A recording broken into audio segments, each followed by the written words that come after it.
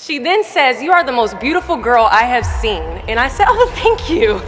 And then she says, "I think you could be the next Miss USA." I'm in the Army, okay? We don't do pageants in the Army. She then asked me to meet her at Starbucks the very next day before my next shift at Target. The next day, she brought this foot-tall stack of pageant books and proceeds to convince me to enter into a state pageant. 3 months later, I compete in my first pageant, and I lose. I go back the second year, compete in the state pageant. I lose. Go back the third year, compete in the state pageant, and lose. Go back the fourth year, compete in the same pageant, and lose. I go back the fifth year, y'all,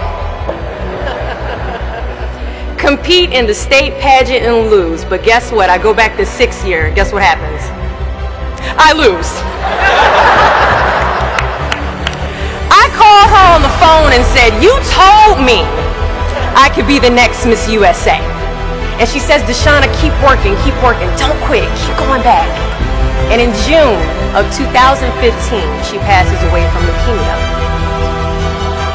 6 months later, in December 2015, I won Miss District of Columbia, USA. And 6 months after that, in June of 2016, I become the first soldier to win Miss USA.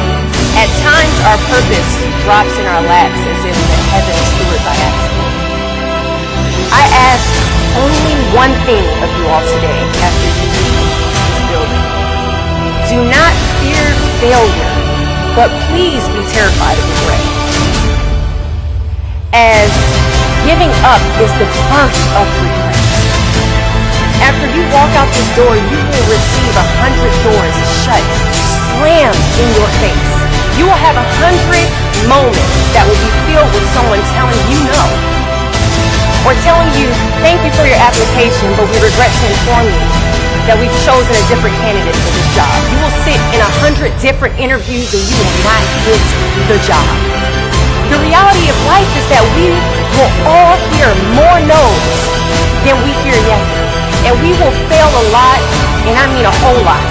But what I ask of you today is to not take no for an answer. Don't be afraid of no's.